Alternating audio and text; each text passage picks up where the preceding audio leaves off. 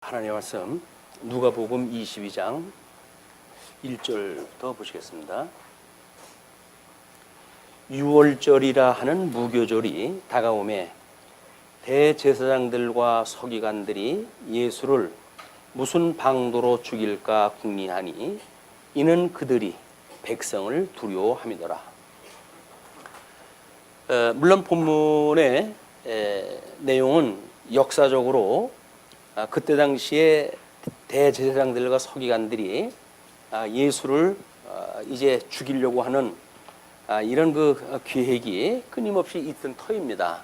그러나 이것이 우연히 만들어진 것이 아니라 우리 주보의 아래쪽 왼쪽 그림을 보시게 되면 그 시편 35편 11절 말씀의 성취 사건으로 그 소개를 해드렸어요. 우리 시편 35편 11절을 보시게 되면 불의한 증인들이 일어나서 내가 알지 못하는 일로 내게 질문하며 내게 선을 악으로 갚아 나의 영혼을 외롭게 하나 라고 하는 시편 기자들의 노래입니다. 그 시편 기자의 노래가 결국 구약 성경의 역사 섭리를 보았던 그 믿음의 선배들은 참 메시아가 오게 되면, 참 그리스도가 오게 되면 이런 그 고난을 당할 것을 이미 이제 노래를 갖다 했고, 그 노래가 상당한 세월이 흘러간 역사에 실체적으로 지금 이루어지고 있는 사건이에요. 오늘 좀 실체에 대한 우리 감각을 우리가 다시 한번 확인을 갖다 해야 될 것 같습니다. 교회에 이런 거룩성이나 어떤 하나님이 친히 임재하시는 이런 개념이 빠져버리게 되면 우리들이 모이고 있는 그 교회는 한갓 사람들의 모임에 그치고 맙니다. 그래 어떤 분은 그래서 교회가 학교라고 이렇게 주장을 또 하기도 그러는데, 교회라고 하는 것은 지금 성령께서 친히 구약의 언약을 이루시고 또는 더 직접적으로 해서는 예수 그리스도가 복음서를 통해 가지고 언약했던 내용을 이루시는 사건이 신약 성경에 기록되어져 있는데, 그 서신서의 내용대로 우리가 그걸 믿는 사람들이 모여가지고 지금 예배를 드리는 일들이에요. 그렇기 때문에 이 주님의 몸된 교회에 이런 영성이 제거가 돼버리게 되면 거기는 곧 사람들이 모여져 있는 집단에 지나지는 않습니다. 교회에 그런 것들을 제거하려고 하는 이런 그 일들은 매우 위험해요. 오늘 이제 우리 세례에 대한 그 내용도 확인하게 되어지는데, 그 세례 내용도 이런 예수 그리스도의 실체적 임재, 주님의 몸된 교회의 머리 되신 분께서 지금 친히 다스리고 계시다고 하는 것을 역사 현실 속에서 지금 이루어지고 있는 사건이거든요. 근데 이거를 마치 그냥 성경은 따로 있고, 그리고 성경을 보고 배우고 깨달았던 우리들이 일상적인 삶 속에서 우리가 그걸 이룬다고 이렇게 보는 것, 이것이 교회의 영성을 제거하는 일들이에요. 우리는 그냥 그 믿는 사람들이 와도 하는 거지, 무슨 여기에 성령의 역사가 있고 그리스도의 임재를 이야기하느냐라고 그렇게 말하는 그 이야기는 교회를 인간 집단으로 만드는 그런 일에 지나지 않는다. 그래서 교회가 세속화되어진다는 이야기는 한마디로 주님의 몸된 교회의 영성을 제거하는 자들에 의해서 만들어져요. 세속화라고 하는 건 우리가 말로는 경계로잖아요. 교회의 세속화를 경계하고 그러는데, 세속화의 경계를 하기에 앞서서 우리한테 아주 중요한 단속이 필요한데, 그것이 뭐냐면 성령의 임재하심입니다. 임마누엘 하나님께서 지금 우리하고 함께 계시다고 하는 이것이 없으면 성도의 믿음은 아무것도 아니에요. 그리고 무슨 확신이나 신념, 이런 또는 과거의 어떤 성경에서 얻었던 정보, 이런 거에 의해 가지고 성도들 스스로 살아간다고 생각하는 이런 그 해석이야말로 주님의 몸된 교회를 세속화시켜가는 척병이 되어진다. 이걸 우리가 주의를 갖다 해야 될 것 같아요.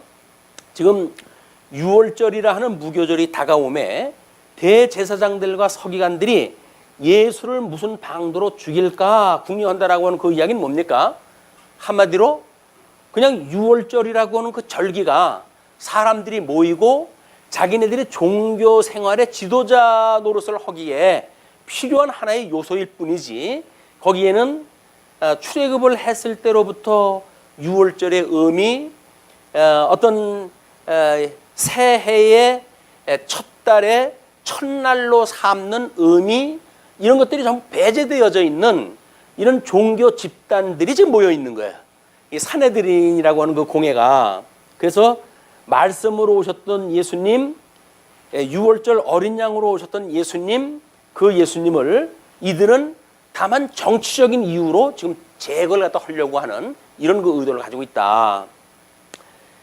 자기네들이 지금 유월절을 지키면서 가슴 아파해야 될 일은 뭘까요?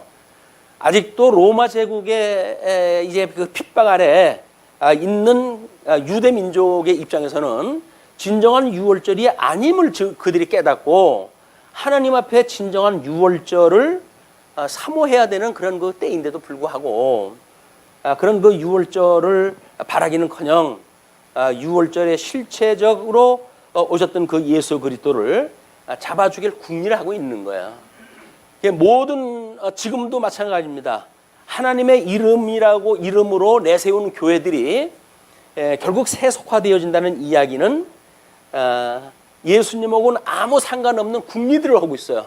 그 궁리가 뭐냐면 교회의 대형화, 뭐 이런 어떤 그런 걸 만들기 위해서 지금 꿈꾸고 있는 겁니다. 그렇기 때문에 이 유월절이라고 하는 무교절을 맞이해서 대제사장들과 서기관들이 하고 있는 그 일은 이때뿐만 아니라 지금도 유효하게 계속되어지고 있는 사건이다. 이렇게 우리가 역사를 이해해야 될 것 같습니다. 다음에 3절부터 그 6절까지 보시게 되면 유다의 배신을 준비하는 것으로 지금 예수님은 구속의 사건을 준비하고 계시다고 그렇게 이야기를 했어요. 자, 그러면 12 중에 하나인 가룟딘이라고 부르는 유다에게 사탄이 들어가니 이에 유다가 대제사장들과 성전 경비 대장들에게 가서 예수를 넘겨줄 방도를 의논하며 그들이 기뻐하며 돈을 주기로 언약하는지라. 유다가 허락하고 예수를 무리가 없을 때에 넘겨줄 기회를 찾더라. 유다라고 하는 이 제자는 예수님을 3년이나 따라다니면서 교육을 받았던 그 사람이에요. 그런데 그는 하나님의 그 섭리하시는 나라 선민국가에도 택자와 불택자가 있듯이 하나님의 이 모든 섭리는 선택을 한 사람들이 있고 유기하시기로 예정되어진 자들이 있어요. 어쩔 수 없이 하나님의 그런 그 섭리는 심판의 역사이기 때문에 제자들을 부르셨음에도 불구하고 그 제자들 중에 하나는 결국 예수를 팔아버릴 이런 아주 세상에 태어나지 않았으면 좋을 뻔한 이런 그 존재가 좀 소개가 되어지는 거예요. 우리가 이런 영성이 제거되어진 입장에서 보게 되면 주님의 몸된 교회 내가 좀 내 마음대로 했다고 해가지고 이게 뭐 대수겠어? 우리는 생각이 들죠. 그리고 뭐 주님의 몸된 교회에 해 좀 끼쳤기로 서니 그것이 나와 무슨 상관이 있겠어? 라고 하는 그런 그 이야기는 한마디로 주님의 몸된 교회의 영성을 믿지 않는 거예요. 주님의 몸된 교회의 기초가 되어지는 그리스도께서 친히 그 위에 교회를 세우시고 지금도 그 교회를 천상에서 성취해 가신다고 하는 사실을 믿지 않는 사람들이 하는 일들입니다. 그 사람들은 신령한 세계가 보이지 않기 때문에 자기네들의 눈에 뭔가 불이익을 주는 그 인물이 있다고 한다면 제거를 시키는 것이 가장 아주 합리적인 판단이에요. 가룟 유다는 뭐 돈을 맡았던 자라고 그렇게 이야기를 하죠.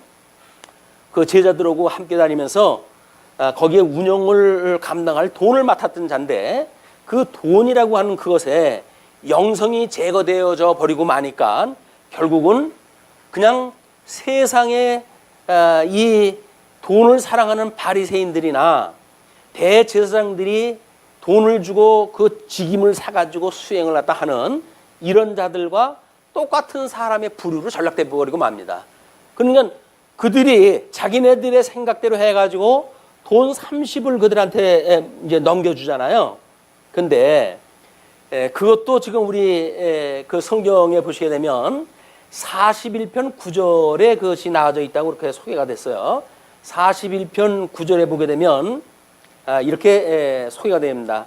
내가 신뢰하여 내 떡을 나눠 먹던 나의 가까운 친구도 나를 대적하여 그의 발꿈치를 들었나이다. 예수님이 세상에서 십자가에 못 박아 죽임을 당하도록 되어져 있는 것은 이미 구약성경에 전부 언약되어져 있던 거죠. 그 언약되어졌던 내용인데 유감스럽게도 그 언약을 어떤 자가 이루는가가 지금 관건인 거예요. 거기에 어떤 자는 선한 자로 부름을 받아가지고 선한 일을 하는 자도 있고, 어떤 자는 또 하나님 앞에 악한 일꾼으로 부름을 받아가지고 결국은 하지 않아야 될 일, 그래서 차마 그 일을 갖다 하려고 한다면 태어나지 않았다고 하는 것이 더 좋다고 판단되어질 만한 일들, 이걸 지금 하고 있다는 거야. 지금 주님의 몸된 교회의 우리의 삶이라고 하는 그 이야기는 뭐 성도들도 마찬가지죠. 예수 그리스도와 한 몸이 되어졌다라고 하는 것은 그리스도 안에 우리가 있다는 거 아닙니까?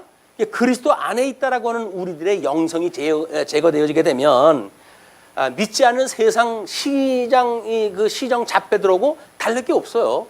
똑같이 그냥 세상에 살아가는 일이기 때문에 성도가 아니라 그냥 자연인의 모습입니다. 자연인의 모습. 우리가 우리의 정체성을 잊어버리게 되면 우리는 끊임없이 내가 그리스도 안에 있다고 하는 걸 우리가 잊어버리게 돼요. 그거가 오늘 지켜야 되는 6월절의 사건입니다. 자, 그런데 그 유다의 허락, 이제 유다가 돈을 넘겨주기로 하니까 그걸 허락하고 예수를 무리가 없을 때에 넘겨줄 기회를 호시탐탐 노리고 있어요.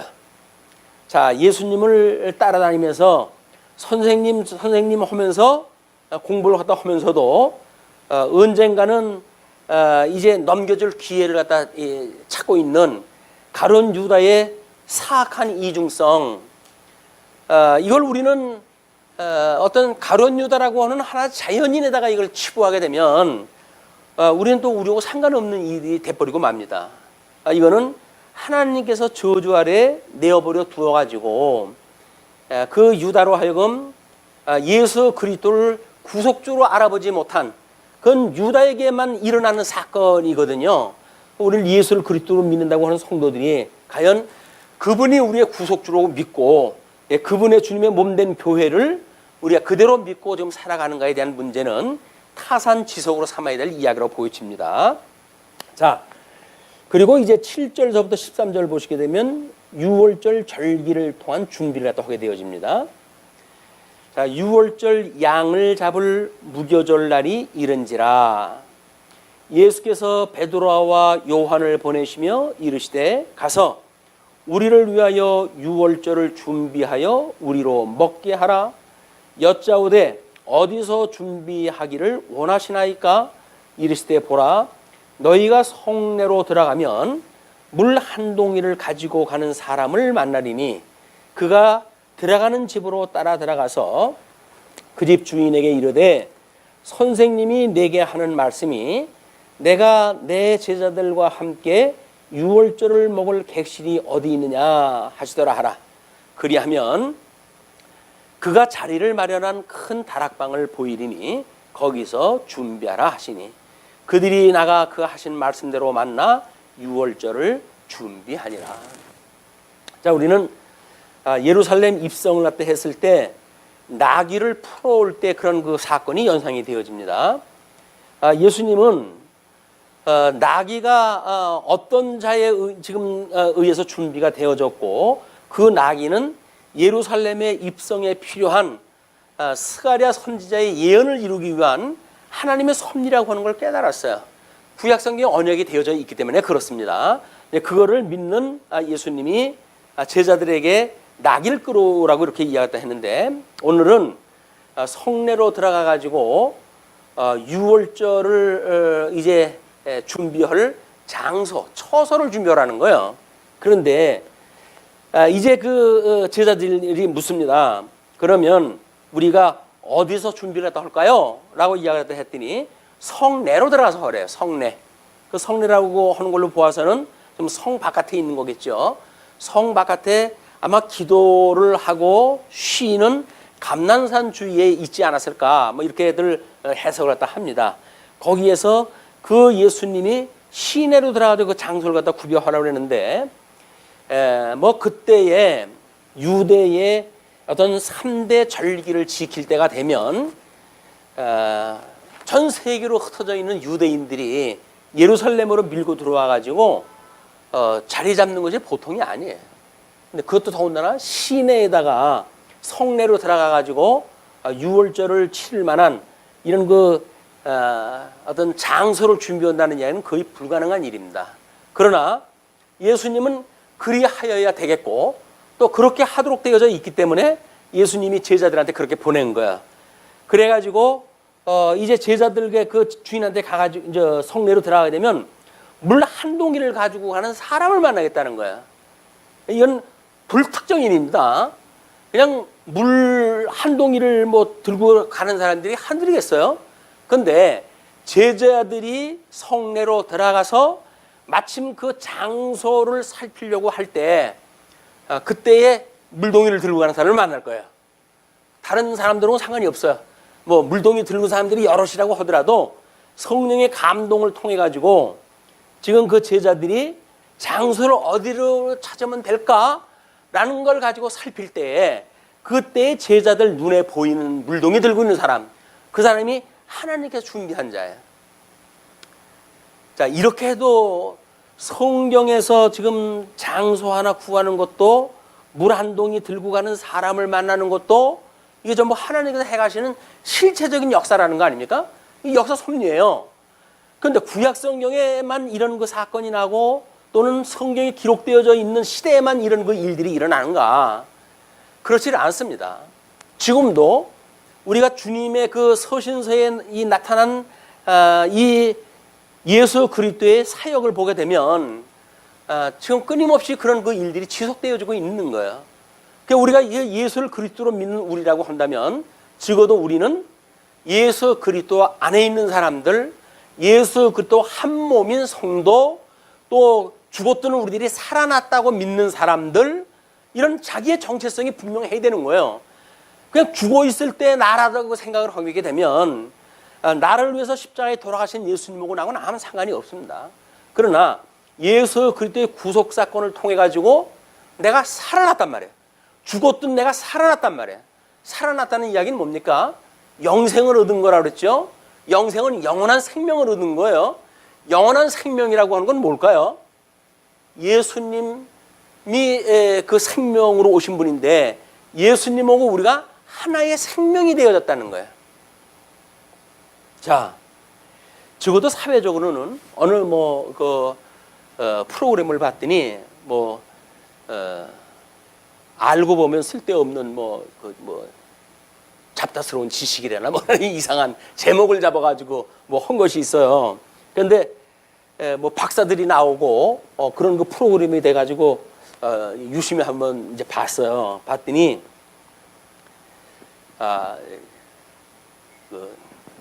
이순신 장군 있었던 그 곳으로 가가지고 이제 그 장소를 정했던데 거기에서 어떤 그 뇌과학자가 하는 이야기예요. 뇌과학자가 자기가 고등학교 때 거기를 갔대요. 갔더니 물리 선생님이 이순신 장군의 숨결을 우리가 느껴보자라고 이야기하다 하더래요. 그래가지고 숨결이 그때 쓰였던 숨결을 우리가 어떻게 그걸 느껴?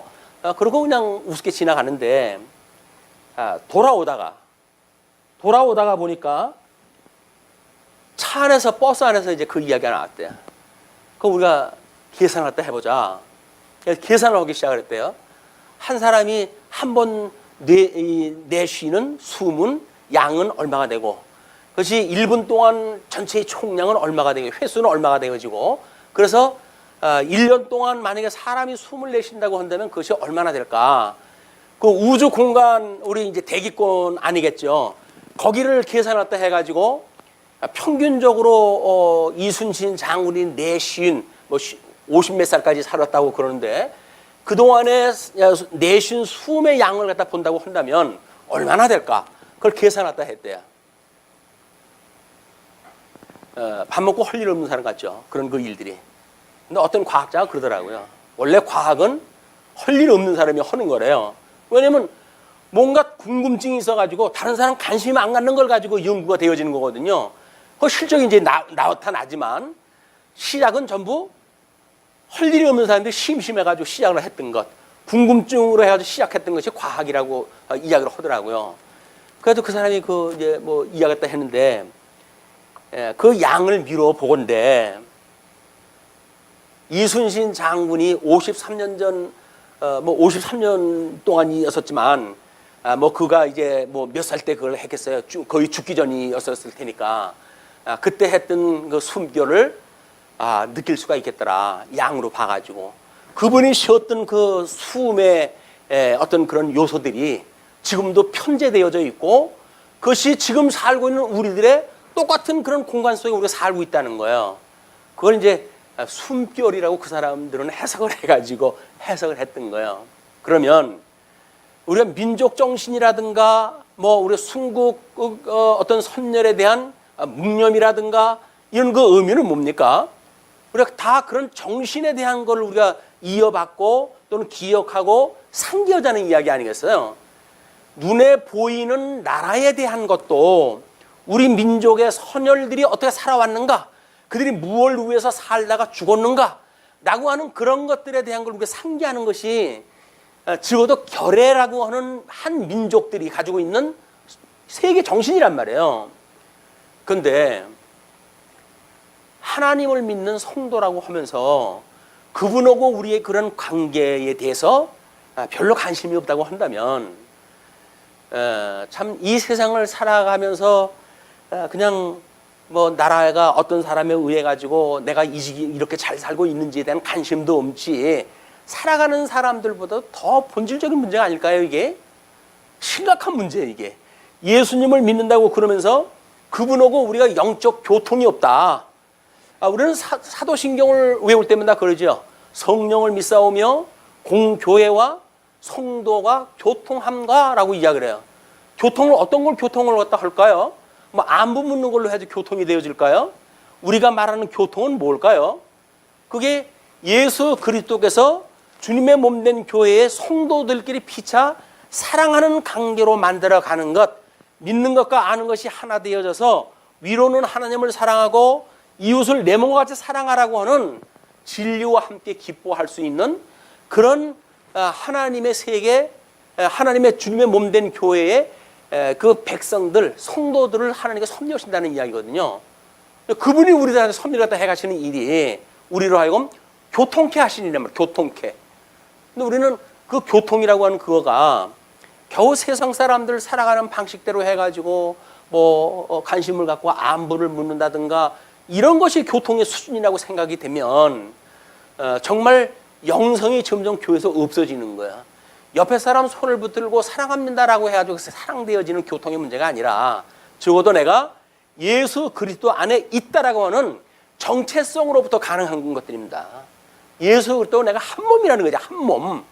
그러니까 한 몸이라고 하는 같은 생명이라는 거예요. 지금 성도가 같은 생명을 누리고 있다는 건데 같은 생명이라고 한 걸 누리지를 못하니까 세상에 믿지 않은 사람도 다를 게 아무도 없어요. 똑같은 정보에 똑같은 문화 속에서 똑같은 생활 패턴에 의해 가지고 그냥 그렇게 살아가는 거예요. 다른 게 뭐가 있어요? 주일날 교회 오는 거? 그게 무슨 일이라고요? 다른 사람들은 그날 뭐 다른 데로 안 가네? 교육받으러 가는 사람들 얼마나 많다고요? 절로 뭐 천주교 뭐 또는 뭐 다른 종교로 해가지고 다니는 사람들이 얼마나 많은데 근데 교회 와가지고 차별화되어질 게 뭐가 있을까요? 우리가 이런 영성에 대한 거를 오늘 특별히 성령 강림 주일이 돼가지고 또 이제 이거 준비를 또 하면서 아마 이런 그 말씀에 대한 어떤 의미가 우리들한테 새롭게 우리가 한 번쯤은 확인을 해봐야 되겠다라고 하는 주제로 떠오른 것 같습니다. 어쨌거나 그 물동이 한 동이를 들고 가는 사람을 만날 텐데 그가 들어가는 집으로 따라 들어가는 거예요. 따라 들어가래요. 그런데 그렇게 해가지고 그 주인에게 이르되 선생님이 내게 하는 말씀이 내가 내 제자들과 함께 유월절을 먹을 객실이 어디 있느냐 그렇게 하시더라. 하라. 물으라는 거죠. 그렇게 했더니 그리하면 그가 자리를 마련한 큰 다락방을 보이니 뭐 자리를 준비했다는 걸로 보아서는 이미 식탁 정도는 이미 준비가 되어져 있는 그런 그 큰 다락방인 것 같아요. 다락방의 규모서부터 거기에 준비되어진 상태로부터 모든 걸 지금 예수님은 알고 계셔요. 왜 그럴까요? 육신을 입고 오셨던 예수님이라고 하면 그냥 보통 자연인의 예수님이라고 한다면 알아볼 수가 없는 일이에요. 근데 이분이 정말 하나님으로 이 땅에 오셨다고 한다면 어떨까요? 전지전능하신 분, 모든 세상의 창조물을 하나님께서 지으셨을 때 함께 계셨고, 그리고 그런 세상의 모든 걸 알고 계신 하나님이 지금 이 말씀을 하신다고 한다면 의심이 들까요? 근데 우리 성경 해석자들도 이거에 대해서 여러 가지 인간적, 합리적 어떤 방안을 대시를 갖다 하려고 애들을 써요. 뭐 예수님이 미리 준비를 갖다 했다는 운동, 또는 그 집주인 오고 뭐 입을 맞췄다는 운동, 이런 걸 가지고 이 문제를 성도들이 이걸 그냥 들으면 못 믿겠다, 이렇게 생각을 하는 거예요. 정말 못 믿을까요? 강론하는 목사가 모르면 몰라도 성령께서 감동하는 성도들은 이게 믿어져요. 근데 목사가 지가 안 믿고는 다른 성도도 못 믿을 거라는 거예요. 왜 못 믿을 거라고 생각이 들까요? 지가 안 믿으니까, 지가 못 믿으니까. 그건 오히려 하나님의 말씀을 있는 내용을 그대로 증거가 되어져도 성도들이 성령의 감동을 받게 되어진다고 한다면 그 말씀을 가지고 아멘으로 받아들일 수가 있는 거예요. 뭐 우리는 성경을 꽤나 잘 뭘가 설명이 되어져 가지고 성도들이 깨닫는다고 이야기했다 하는데 그렇지는 않습니다. 만약에 성경의 말씀을 듣고도 깨달음이 없다고 한다면 우리가 기도할 일이죠. 왜? 진리인식의 주관자가 성령이니까 성령님께서 깨닫게 해주세요라고 기도할 일이지, 그걸 합리적인 인간의 생각을 가지고 이러니 저러니라고 하는 건 아무 유익이 없어요. 그걸 해결할 방법도 없어요. 해결할 방법은 뭐라고요? 하나님 앞에 기도하는 수밖에 없어요. 왜? 하나님은 우리한테 기도를 들어주실 테니까. 또 우리 하나님에 대해서 알고자 하는 마음을 가지고 기도했는데, 의와 나라를 구하는 심정으로 기도했다 했는데 그 기도를 왜 안 들어주시겠어요? 밥 달라고 그러고 돈 달라고 그러니까 하나님께서 안 들어주시지, 하나님의 뜻을 구하는데 왜 안 들어주시겠어요? 우리는 그런 걸 하나님 앞에 구할 생각은 안 하고 현상적으로 해가지고 이래서 그렇고 저래서 그렇고 우리는 합리적인 그런 그 질문을 갖다 이제 세우는 거예요. 근데 그렇지가 않다. 하나님의 이 말씀은 성령께서 깨닫게 하시는 일이기 때문에 성령이 역사하시게 되면 우리는 그것이 믿어져요. 아니, 전능하신 하나님께서 이미 만사 만물을 다 작정하신 분이 다락방 준비해 놓은 곳이 뭐가 이상할까요? 그것이 딱 지목을 갖다 해가지고 뭐 3층 건물로 해서 특별 제작이 되어져야 되나요? 아니에요. 다른 사람들의 살던 집하고 다른 것이 없어요. 똑같은 집이에요. 그 중에서 지목해가지고 예수님이 성찬식을 할 만한 집이 예수님이 정해놓으신 곳이에요. 그것이. 많은 사람들이 있는데 왜 오늘 우리들에게만 특별히 이런 말씀으로 듣게 하실까요? 하나님께서 우리를 정해놓으신 일이에요. 이거 자체가 감동이라니까요. 하나님에 대하여 우리가 새로운 지식을 깨달을 수 있는 이런 마음을 주셨다고 하는 자체가 성령의 감동이고 하나님께 주시는 놀라운 은혜의 섭리란 말이에요. 은혜의 섭리가 처음부터 우리는 준비가 안 됐으니까 그냥 뭐 일상적인 매주 만날 수 있는 주일이라고 생각이 드는 거예요. 누구나 만나는 주일이라고 생각이 드는 거예요. 그냥 특별히 우리에게만에 대한 의미가 없어요. 거기엔 우리에게만에 대한 의미, 오늘도 여전히 주님께서 우리를 향하실 기뻐하신 뜻을 어떻게 실현해 가시는가에 대한 이런 그 의미가 우리가 누릴 수가 없게 되어지는 거다. 자, 그러면 이제 그렇게 해가지고 이제 6월절을 준비를 했대요. 14절로부터 23절까지 최후의 만찬이 이제 소개가 되어집니다. 자, 때가 이름에 예수께서 사도들과 함께 앉으사 이르시되 내가 고난을 받기 전에 너희와 함께 이 유월절 먹기를 원하고 원하였노라. 그래서 사도들께 이제 함께 때가 이르렀다는 이야기는 유월절이 이르렀고 준비했던 지금 유월절이 이제 진행이 되어지는 거죠. 그러면서 고난을 받기 전에 십자가에 못 박아 죽기 전에 그런 그 이야기예요. 십자가에 못 박아 죽기 전에 너희와 이 유월절 먹기를 원하였다라고 하는 그 이야기가 지금 예수님은 지금 유월절 어린 양으로 돌아가실 그런 그 계획을 가지고 계신 분 아니겠어요?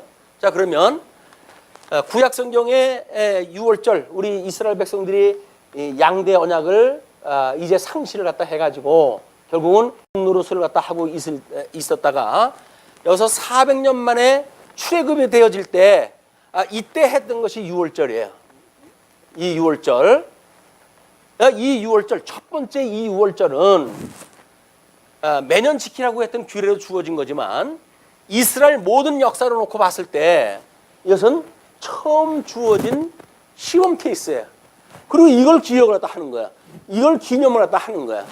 이거를 끊임없이 상기해가지고 우리 하나님께서 출애굽을 갖다 했을 때 내가 열조와의 언약을 기억을 하고 종로로 타던 이 애굽으로부터 출애굽을 해낸 여호와 하나님이라. 이거를 깨닫게 하기 위해서 이걸 하셨다는 이야기거든요. 그러니까 이 하나님을 깨닫는 그런 그 일은 끊임없이 이 유월절을 기억하는 일이에요. 이걸 상기하는 일이에요. 상기하는 일. 기념일이라고 해가지고 뭐 꽃다발이라도 하나 가져왔다는 둥 안 가져왔다는 둥 이거 가지고 이야기를 하든 그건 기념일이 아니에요. 기념일은 그 기념일은 상기하는 데 있는 거예요. 상기하는 데. 막 결혼이라고 한다면 우리가 첫사랑을 우리가 기억을 갖다 해내고 어떻게 우리가 한 몸이 되어졌는지에 대한 이런 걸 상기를 갖다 하는 일이지. 겨우 꽃다발이니 뭐 선물을 얼마짜리를 줬니 이거에다 이 점수를 매기고 하게 되면 그 사람은 자기의 결혼의 가치를 그만큼 평가절하 하는 거예요. 평가절하. 우리들의 이 상기라고 하는 그 이야기는 나의 모든 것들을 포기하고 한 사람을 선택했다는 이야기예요. 그렇지 않나요?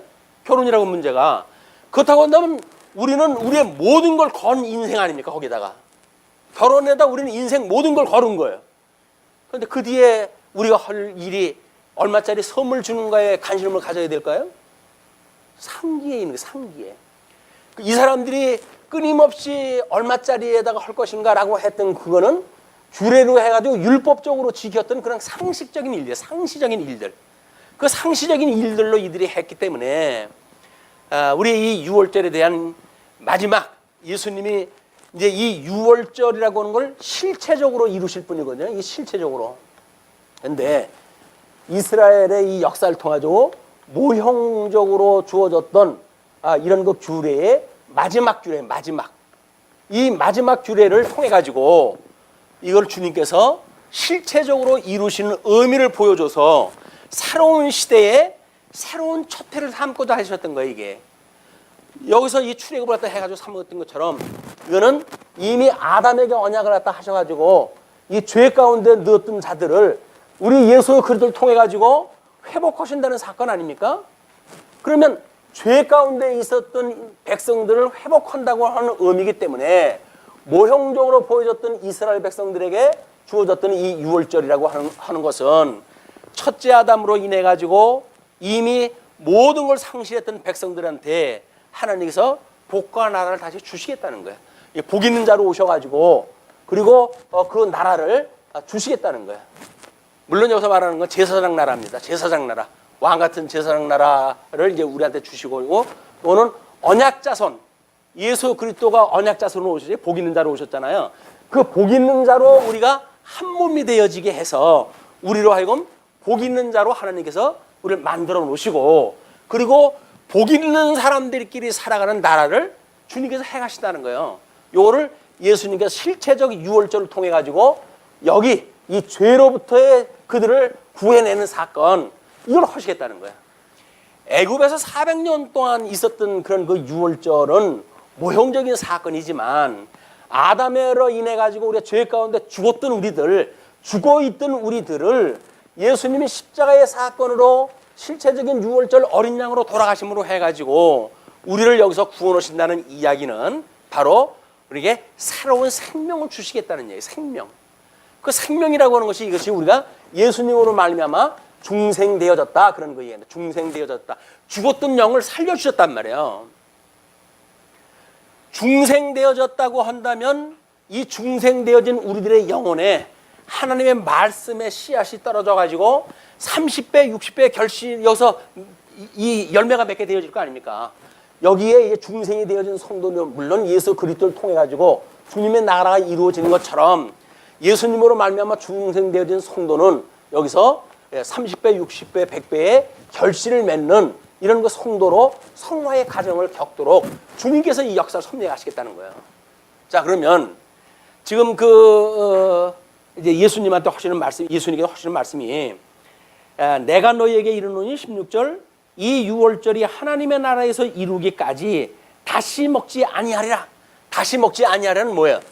이것이 너희한테 보여주는 마지막 유월절이다. 그게 마지막 유월절. 이제는 예수님이 이루어져서 실체적으로 이루시는 이 유월절은 있을 망정 모형적으로 보여주는 것들은 예수님을 구주로 믿는 자에게는 다시는 이제 없어. 그런 그 이야기예요. 자, 그러면서 이에 잔을 받으사 감사기도 하시고 이르시되 이것을 갖다가 너희끼리 나누라. 내가 너희에게 이르노니 내가 이제부터 하나님의 나라가 임할 때까지 포도나무에서 난 것을 다시 마시지 아니하리라 하시고, 포도주, 여기서 규례에 따른 그런 포도주를 다시는 마시지 않겠다, 그런 그 이야기죠.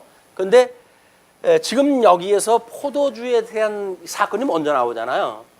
다른 성경에서는 떡을 떼고 그다음에 이제 포도주를 나누는 사건이 있게 되어지는데, 근데 이 규례에 의할 것 같으면 포도주는 4회에 걸쳐 가지고 이제 잔을 나누는 걸로 되어져 있대요. 그러니까는 이건 첫 번째 포도주를 나누는 이야기였었고, 다음에 떡을 떼고 나중에 또 이제 포도주를 떼는 시간이, 먹는 시간이 있답니다. 그러니까 그때하고 구분되어져 있기 때문에 요 4회 중에 몇 번째의 이야기냐라고 하는 거는 우리가 규례를 잘 모르니까 다른 성경하고 뭐 맞네 안 맞네 이런 걸 하지 말고, 이거는 4번 있는 그 중에 여기서 예수님은 지금 누가라고 하는 기자는 그 2번을 지금 기록한 거로구나, 이렇게 보시면 될 것 같아요.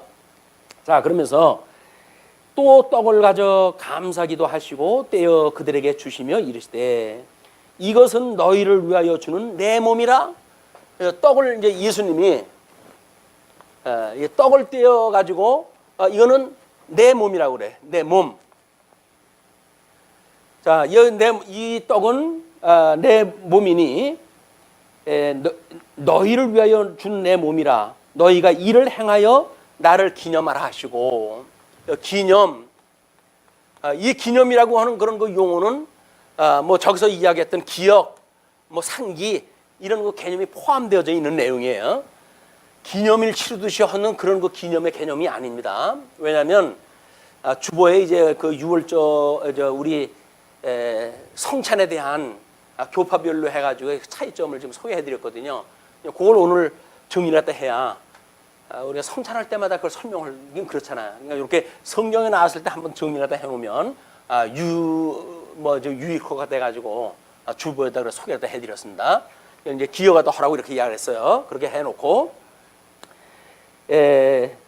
20절 저녁 먹은 후에 잔도 그와 같이 하여, 잔이라는 포도주를 또 한 번 이제 드시는 거죠. 저녁 먹은 후에 잔도 그와 같이 하여 이르시되 이 잔은 내 피로 세우는, 내 피로 세우는, 내 피로,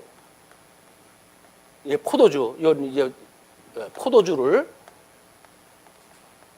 내 피로 해가지고는 이건 내 피인데 그런 그 포도주로 너희를 위하여 내 피로 세우는 새 언약이다. 이렇게 이거를 새 언약이다.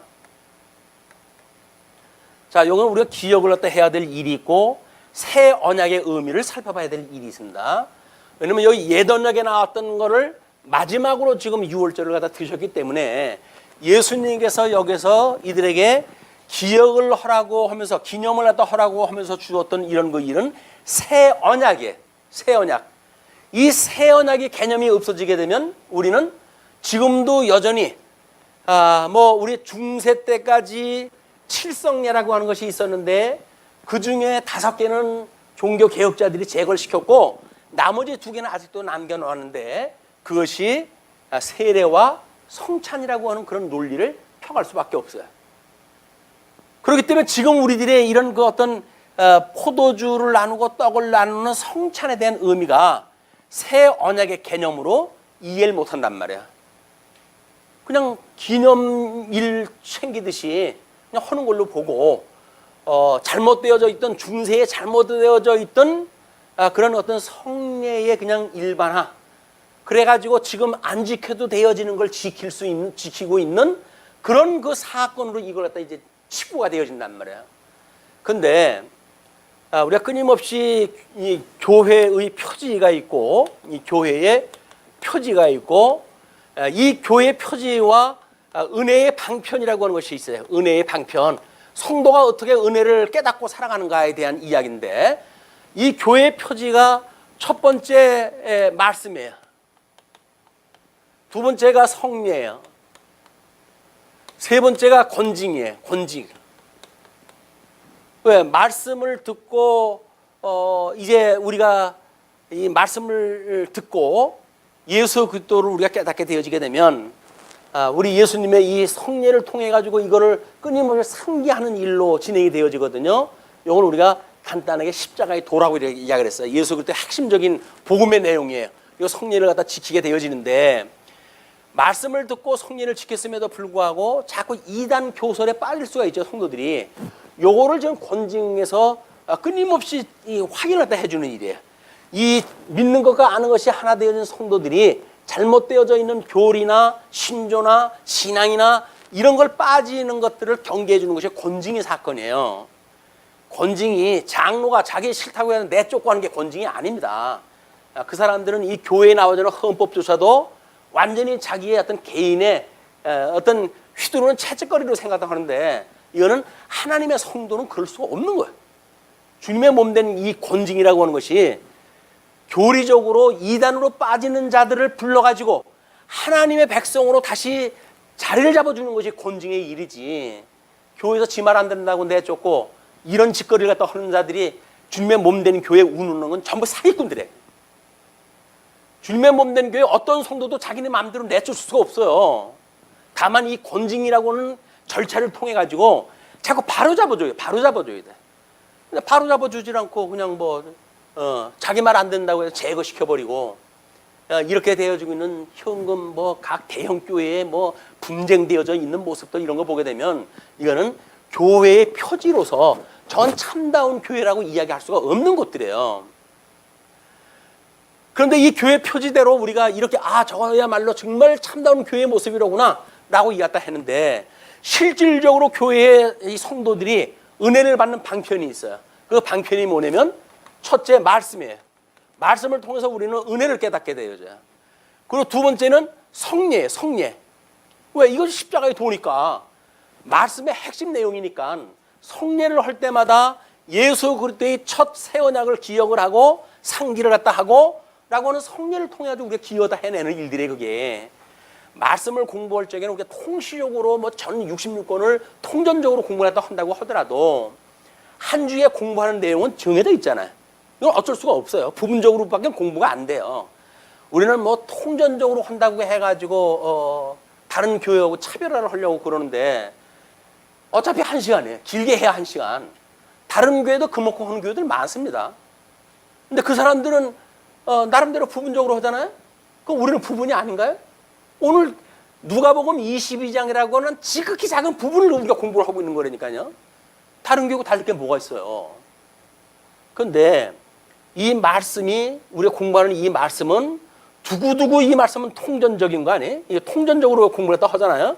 그렇기 때문에 십자가의 도라고 하는 어떤 작은 개념, 협소한 개념만을 가지고 있었을 때의 오해는 통전적으로 우리가 이해를 갖다 했을 때 그것이 외연이 넓어지는 거예요. 우리 믿음의 영역이 넓어지는 거예요. 확대되어지는 거예요. 그래서 어지간한 공격을 받고는 넘어지질 않습니다. 왜? 공격하는 자들보다 더 넓은 의미를 알고 있거든요. 근데 대체적으로 이단에게 빨려나가는 사람들은 왜 그럴까요? 그 사람들의 논리에 빠지니까 하는 거 아니에요? 설득 당하니까 그들이 이단 쫓아가는 거 아니에요? 그러나 우리는 이단들이 어떠한 그런 설득을 갖다 해온다고 하더라도 우리들의 논리를 뛰어넘을 수가 없어요. 왜? 성경 66권을 구조적으로 우리가 이미 파악을 하고 있기 때문에 잘못되어져 있는 어떤 이런 자들에 의해서 은혜를 상실할 일이 없다. 오늘 끊임없이 이 말씀을 공부했다 해야지요. 그러나 이 말씀을 공부하는데도 불구하고 우리 십자가의 도, 예수 그리스도로 말미암은 세례와 그다음에 예수 그리스도로 말미암은 성례와 이거를 잊어버린다고 하는 그런 그 일은 또 하나님의 은혜를 잃어버리는 일이에요. 한때 우리 성례에 대한 어떤 영성을 제거시켜버리고 마치 카스테라나 잘라 먹고 그 포도주나 먹는 걸로 우리가 생각을 갖다 했을 때에 느껴지는 은혜, 그때 무슨 은혜가 있을까요? 은혜 없어요. 무슨 은혜? 뭐 카스테라 하나 잘라 먹었는데 무슨 은혜가 있어요? 우리 주님께서는 지금 떡을 띄면서 뭐라 그래요? 그거를 당신의 몸이라고 이야기를 해요. 그리고 포도주를 주시면서 뭐라 그래요? 이건 너를 위한 나의 피라고 이야기를 해요. 그러면 우리가 기억을 갖다 해야 될 거는 떡과 포도주입니까? 아니면 몸과 피입니까? 이렇게 보여주는 어떤 형식적인 것과 그걸 의미하고 상징하고 있는 그 내용과 똑같이 지금 주어진 사건이에요. 그 중에서 우리가 기억을 한다면 뭘 기억을 갖다 해야 될까요? 이걸 기억을 갖다 해야 될 거 아니에요. 기념으로 한다고 한다면 혹이나 이걸로 할 수가 있어요. 떡 띄고 저기 그러는 것 같더니 형식적인 절차를 따라가지고 기념할 수가 있겠으나 우리가 적어도 그 정신을 기억을 갖다 한다. 복음적인 의미를 기억한다라고 하는 그 이야기는 예수 그때의 죽으심과 부활이라고 하는 놀라운 십자가의 도를 우리가 깨닫는 일이란 말이에요. 성도가 예수 그리스도의 십자가의 도를 우리가 말하는 순간 은혜에 빠지지 않을 사람이 누가 있습니까? 다 은혜를 기억을 하고 나를 위해서 돌아가셨던 예수님의 그런 은혜를 기억을 하고 또 나의 의를 위하여 부활하셨던 예수님을 우리가 기억하고 그러므로 해가지고 우리가 주님의 몸된 교회 성도라고 하는 정체성이 확인되어지고 또 확인되어지고 그러는 거 아니겠어요? 그런 것이 없다고 한다면 그럼 그냥 뭐 우리 상식적으로 해가지고 뭐 돈 내고 학원도 다니는데 뭐 그 정도로 해가지고 교회의 개념을 생각할 수도 있을지 몰라요. 바로 이런 얘기다. 세 번째 은혜를 받는 방법이 기도예요. 기도. 여기는 장로들이 나름대로 7이라고 하는 걸 통해 가지고 이 권징을 하지만 이 은혜를 깨닫는 거는 개인적이 자기가 기도를 해야 되는 거예요. 이 사람들이 어떤 조직적으로 나름대로 어떤 치리의 원칙에 의해 가지고 사람들을 권면하고 위로하고 그런 그 일이 있다고 하더라도 개인이 그런 소망이 없고 기도가 없다고 한다면 은혜의 방편으로서의 우리는 설득이 될 수가 없어요. 하나님의 은혜를 우리가 어떻게 깨닫는가? 기도를 안 하고 은혜를 깨닫는다고요? 한때는 그랬잖아요. 뭐 기도하면 들어주는가? 기도를 갖다 할 때 들어주고 안 들어주고에 포커스가 맞춰지는 게 아니에요. 그건 어떤 기도예요? 세속적인 기도. 세속적인 기도야 기도를 갖다 했으니까 응답이 돼야 뭐가 맛이 있겠죠. 그러니까 주님의 몸된 교회의 이 기도라고 하는 그거는 하나님의 뜻을 구하는 거기 때문에 무형적이고 또는 이 실질적이고 본질적인 걸 갖다 구하는 우리들이 그의 의와 나라를 구하는 성도들의 삶이 겨우 어떤 보이는 부분에 치우쳐가지고 은혜를 우리가 쏟는다든지 이런 일이 있을 수가 없다. 주님의 몸된 교회의 은혜를 받는 방편은 기도예요. 끊임없이 그의 의와 나라를 구하라. 우리 주님께서 그렇게 이야기하셨잖아요. 그러니까 그 의가 복으로 오셨던 예수님이 하나님의 의로 오신 분이에요. 이게 복음에는 하나님의 의가 나타나서 믿음으로 믿음에 이르게 한다 그러지 않았어요. 구약의 모형적인 언약을 믿는 믿음으로 실체적인 언약을 믿게 되어진단 말이에요. 이런 그 믿음에 이르게 하나니 오직 의인은 뭘로 산다? 믿음으로 사는 거예요. 이제 우리들은 이걸 믿음으로 사는 거예요. 그 믿음이라고 하는 그 이야기는 이것이 믿어지는 사람들의 믿음을 이야기를 합니다. 그냥 이거를 개념적으로 어떤 본질적인 사항이 없는 형식적인 걸 믿는 거는 믿는 거라고 하는 게 아니에요. 그거는 기억을 하고 있는 거예요. 그냥 기억을 할 뿐이에요. 또 그렇게 해가지고 의례적으로 그 일을 할 수는 있죠.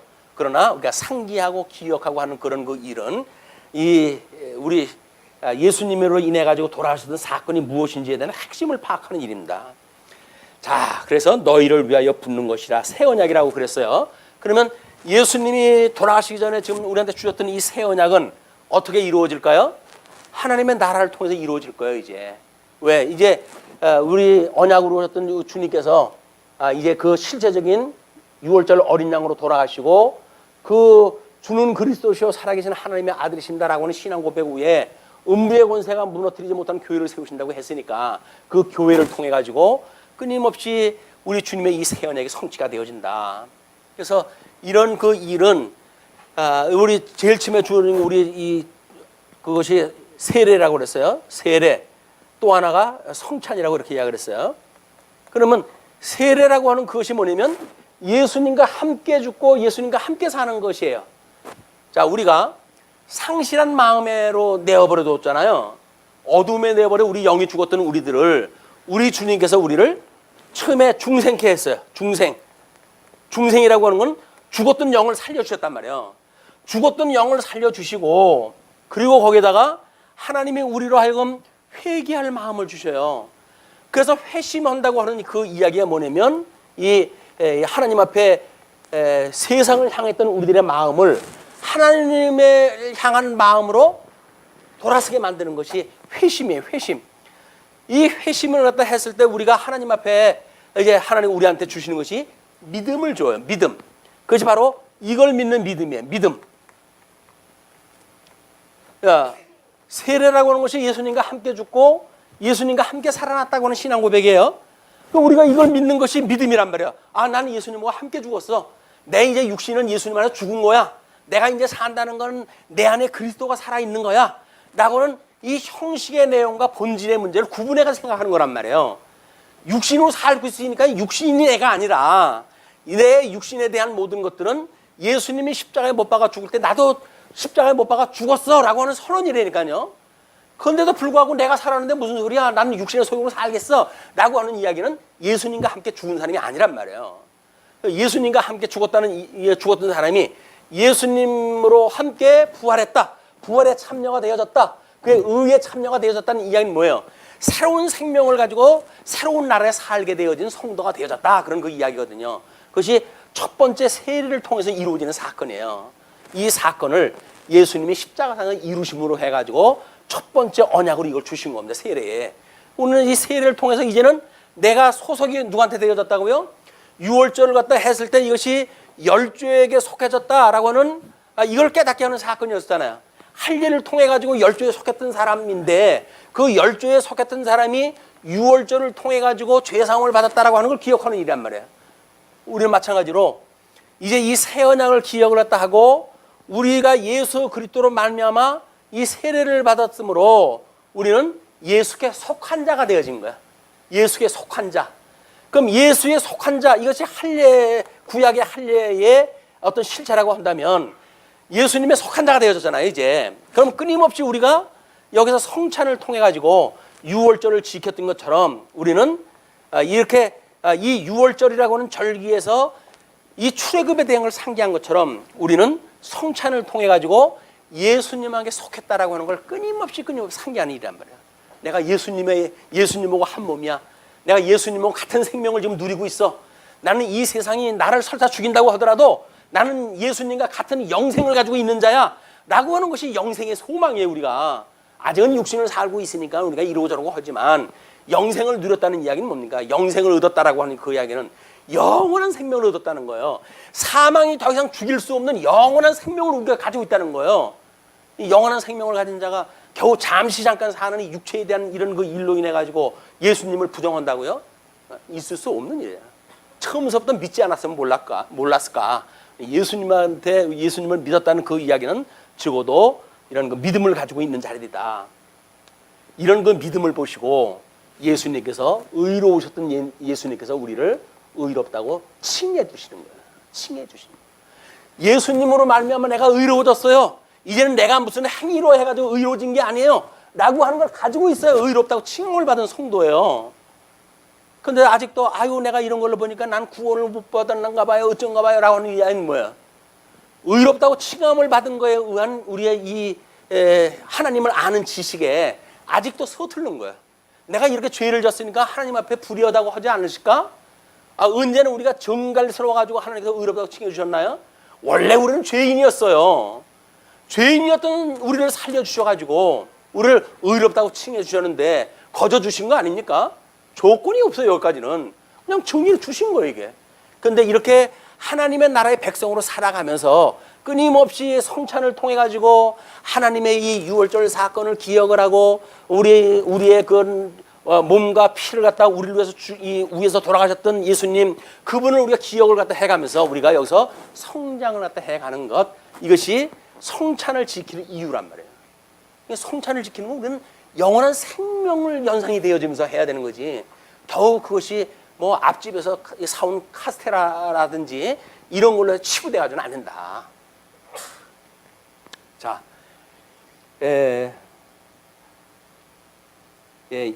그렇게 되어졌는데 그러나 보라 나를 파는 자의 손이 나와 함께 상의에 있도다. 인자는 이미 작정된 대로 가거니와 예수님은 유월절 어린 양으로 돌아가셔야 되니까 그를 파는 사람에게는 화가 있으리로다 하시니 그들이 서로 묻되 우리 중에서 이 일을 행할 자가 누구일까 하더라. 긴장도가 지금 보이죠? 12명이 지금 모여져 있는데 예수님이 그 말씀을 하시니까 누가 그 악역을 맡냐? 그게 혹시 나? 라고 하는 걸로 해서 긴장도가 아주 팽팽하게 되어져 있는 그런 그 상태예요. 이런 그 상태가 어떻게 진행이 되어지는지 우리가 한번 다음 시간에 확인을 해보시도록 하겠습니다. 오늘 예배 시간이 조금 늦게 시작이 돼가지고 기도하시죠.